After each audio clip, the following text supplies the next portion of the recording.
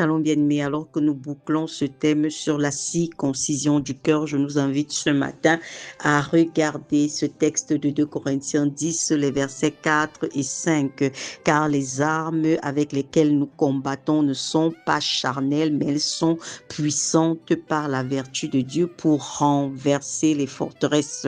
Nous renversons les raisonnements et toute hauteur qui s'élève contre la connaissance de Dieu et nous amenons toute pensée captive à l'obéissance de Christ. Ici, la parole de Dieu compare tes pensées à des forteresses. Tes pensées sont des barrières. Tes pensées sont de hautes murailles qui t'empêchent de pouvoir voir et comprendre Dieu tel qu'il voudrait que tu le voies et que tu le comprennes. Vous savez, nous avons tellement reçu d'informations fausses, d'informations négatives depuis que nous sommes nés, n'est-ce pas? Chaque jour, nous emmagasinons un flux d'informations et c'est vraiment ça qui nous conduit, c'est ça qui nous dirige, c'est ça qui nous donne d'avoir une certaine perception du monde, perception de la vie, perception de la réussite. C'est ce que nous avons emmagasiné comme pensée. Maintenant, ces pensées-là sont de hautes murailles, c'est comme de grands obstacles au-devant de nous, malgré le fait que Dieu peut parler, essayer de se révéler à nous, c'est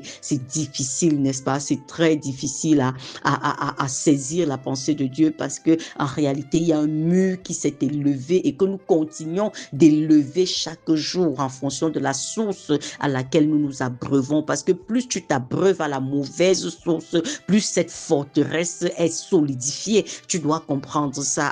Alors que nous avons parlé de la circoncision du cœur tout le long de la semaine, nous devons comprendre effectivement que le premier axe sur lequel nous devons travailler, ce sont nos pensées. Et pour cela, nous devons redirectionner nos pensées. Bien-aimé, les pensées de ton cœur, tu dois toujours les amener à la lumière de la parole de Dieu. Tu dois confronter tes pensées à la parole de Dieu pour comprendre est-ce que la façon dont je réfléchis par rapport à cette situation, par rapport à la maladie dont je souffre, par rapport à mes finances, par rapport à ma façon d'éduquer mes enfants, par rapport à mes études, par rapport... Il n'y a aucun domaine dont la Bible ne parle pas, je peux te l'assurer. Il n'y a rien, il n'y a aucune question que tu puisses te poser à laquelle la parole de Dieu n'apporte pas de réponse adéquate. Dieu te donne la réponse à tout, si seulement tu es disposé à le chercher. Il dit, vous me chercherez et vous me trouverez si vous me cherchez de tout votre cœur. Donc, tu es invité chaque fois qu'une pensée monte dans ton cœur à te dire,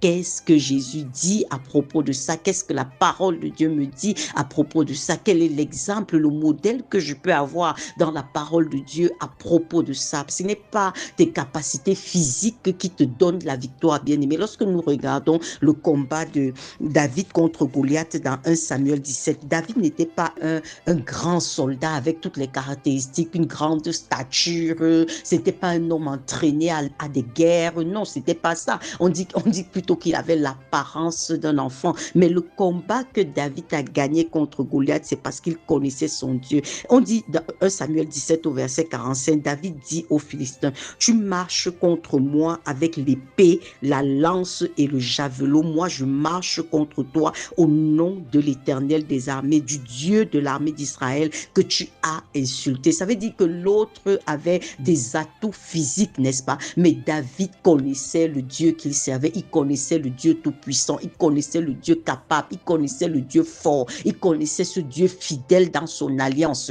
Et c'est pour ça qu'il a pu remporter ce combat simplement avec une fronde et un caillou contre un vaillant guerrier comme qu'était Goliath, n'est-ce pas? Et c'est comme ça également que nous allons remporter les combats de la vie. C'est qu'est-ce que nous avons la connaissance de ce que Dieu dit? Qu'est-ce que Dieu dit de telle situation? Pas ce que je vois. Il avait en face de lui un géant, mais il n'a pas regardé à ça, bien-aimé. Et c'est comme ça. Très souvent, nous sommes piégés parce que nous sommes tellement pris, embourbés, n'est-ce pas? Parce que nous voyons. La Bible dit que le juste ne marche pas par la vue, le juste marche par la foi et la foi en la parole de Dieu, la foi en ce que Dieu dit. Lorsque nous parlons de circoncision du cœur, tu dois te rassurer effectivement que les pensées que tu laisses prospérer dans ton cœur, n'est-ce pas? Les raisonnements, la Bible parle ici des faux raisonnements. Tu dois te rassurer que les raisonnements que tu as sont conformes à la vérité de la parole de Dieu. Parce que Dieu seul est vrai, que Dieu seul soit vrai et que tout homme soit déclaré menteur. Les hommes ont leurs avis sur tellement de choses, mais la seule personne qui connaît la vérité et qui est la vérité, c'est la personne du Dieu Tout-Puissant, Père de notre Sauveur et Seigneur Jésus-Christ. Et si effectivement tu veux réussir dans la vie, réussir au sens de la parole de Dieu, alors tu dois aligner tes pensées dès aujourd'hui dans tous les domaines. Je réitère ceci, il n'y a pas un domaine de la vie dans lequel la parole ne puisse pas te répondre. Alors tu dois travailler à comprendre la parole de Dieu, tu dois chercher Dieu dans sa parole, tu dois te laisser enseigner, tu dois dire au Seigneur, Père, donne-moi la faim et la soif de te connaître. Je veux te connaître, je veux grandir dans tes voies parce que je veux réussir dans la vie. Shalom bien-aimé.